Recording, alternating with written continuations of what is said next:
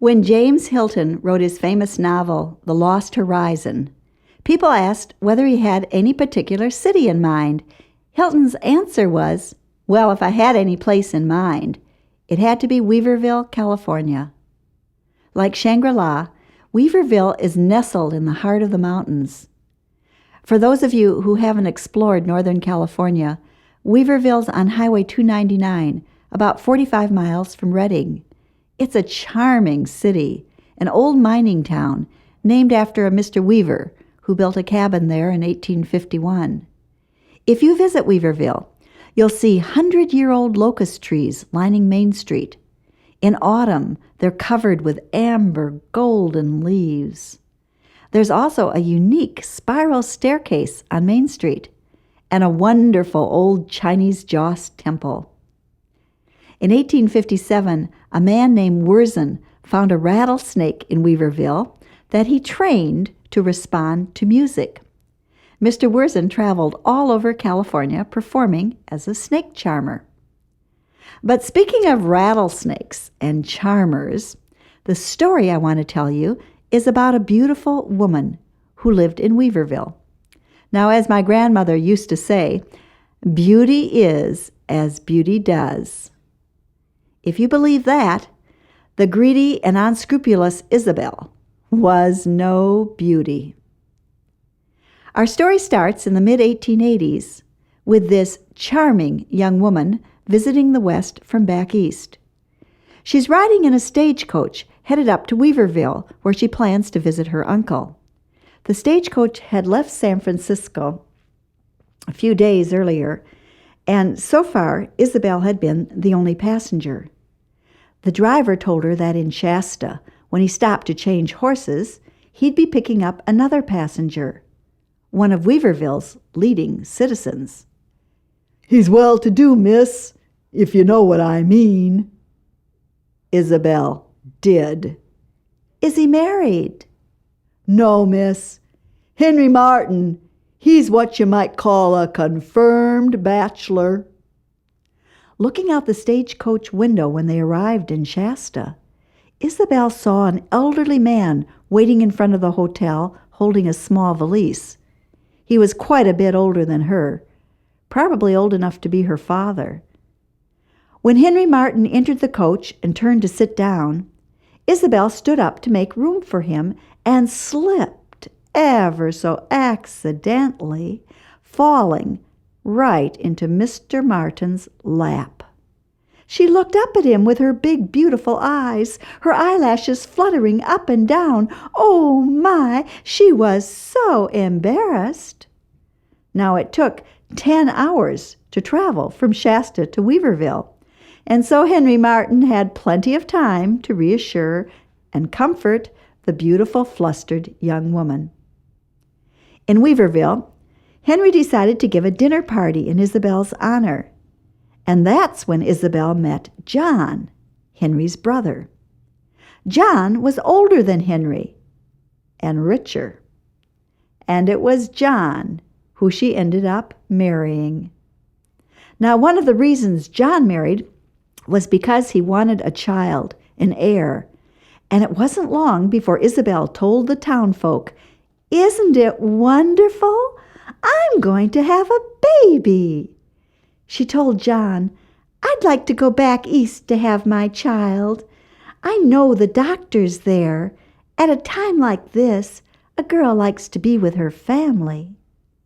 John could understand that, and so Isabel left Weaverville, heading back east. Some folks thought they'd never see her again. There was even a rumor that she'd stuffed her clothes to make it look like she was pregnant. A year passed, and Isabel returned, and she had with her a rather large and precocious child that she had named Baby John. John was thrilled. He adored that baby. And to show Isabel his love and appreciation for bringing this bundle of joy to his life, he decided to sign over total ownership on all of his property, their home, land, and large livery stables. Ignoring his lawyer's advice, he signed everything over to Isabel. The ink wasn't dry on the signatures before Isabel had taken out major insurance policies on all this property. And while she was at it, she bought a life insurance policy on John as well. Not long after, a mysterious fire broke out at 2 a.m., and the Martin house burned to the ground. Many people in Weaverville didn't believe this was an accident. "Why, it's so obvious," people gossiped. "She set the fire to get the insurance money." And the townfolk did have reason to distrust Isabel. Not many months before, a crucial water ditch had been blown up. The only witness was Isabel, who said she had seen the man set that explosion off. She gave the townfolk the name of a man that everyone knew she didn't get along with. She was probably counting on the miners making swift retribution. As I'm sure you know, hangings by citizen posses were not uncommon in the West. But after talking to the man and studying the situation, he was found innocent. So folks weren't too surprised when the insurance company, after their investigation, refused to pay the claim filed for the loss of the Martin house. Then there was even more alarming news from the Martin family. John had developed a mysterious illness, and it seemed to be rapidly progressing. Isabel refused to let the local doctor examine John. "He isn't good enough," she said. "I want the best doctor in San Francisco to look at John." But she didn't send for a San Francisco doctor. And when she finally did, and the doctor arrived, he was just in time to sign the death certificate. Mrs. Martin, now a beautiful widow, collected John's insurance money. Then she sold all of her Weaverville property and told everyone, "I'm moving to San Francisco, where there's culture." Of course, Isabel was aware that the people in Weaverville didn't like her, and so she decided before she left to get a little sweet revenge. But what she decided to do was actually neither little nor sweet. She came up with a fantastic plan of putting poison in the town's water supply. Why, in this way, she could kill the whole town. She'd show them. But she didn't want to be seen anywhere near the water supply, just in case someone should survive and identify her. Since children are frequently not noticed, she gave baby John, who was now 5 years old, a bag of poison and told him to drop it in the town's water supply. Now, this story would have a very different ending if on his way to do his mother's errand, baby John hadn't stopped to watch some children play. A little girl asked, "Little boy, do you want to play with us?" Well, sure he did. He joined in and almost forgot his mother's errand. When he remembered, he wasn't happy about what he had been asked to do. He liked these children. He told them, "I'm supposed to drop this bag in the water supply." That alarmed 2 of the older girls, who told him to wait a minute. They ran off and came back with the sheriff. When the sheriff examined the bag, it was easy to figure out what Isabel had in mind. Now, I don't know why they didn't arrest her. Maybe because an actual crime didn't take place. But I'm sure you're not surprised to learn that Isabel left Weaverville immediately. She went down to San Francisco and decided to become a famous actress. And she obviously was talented. Newspapers predicted a promising career for this beautiful, charming young woman. Now, when you're an actress, you have to wait to be offered a role. And Isabel didn't want to waste time. She wanted to be a star as quickly as possible. So she decided to produce a play in which she portrayed the main character. And here she made a mistake that modern-day investors recognize. She didn't diversify. She invested all of her money in this theatrical production.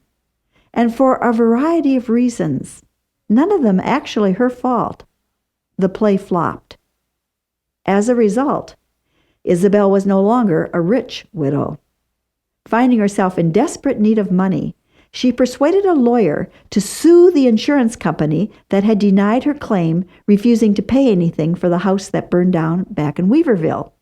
The case went to trial, and the insurance company argued that Isabel had set the fire herself. When the judge ruled in favor of the insurance company, Isabel was furious, and she devised another of her plans for revenge. This time, she decided to blow up the judge's house. But the person she hired to help betrayed her. He alerted the authorities, telling them he'd been hired to help her blow up the judge's house. Meanwhile, back in Weaverville, Henry Martin, Isabel's jilted lover, finally did marry, and his wife persuaded him to move to San Francisco. They arrived right after Isabel lost her case against the insurance company. Isabel made an appointment to talk to Henry. Later he told friends, "She told me, 'I've always loved you, Henry, only you, ever since the first day when we met on the stagecoach. I could make you very happy, Henry. You don't really love the woman you married. Leave her. We can be together. We'll be so happy.'" Isabel tried desperately to get him to leave his wife, but Henry wasn't interested. Not long after her visit, Henry died, quite suddenly. But since he was an elderly man, it was assumed he died from natural causes. A few days after his death, Isabel popped up in the news again. She produced Henry's last will. It bequeathed his entire fortune, everything, to his nephew, baby John. Isabel, of course, was executor of the estate.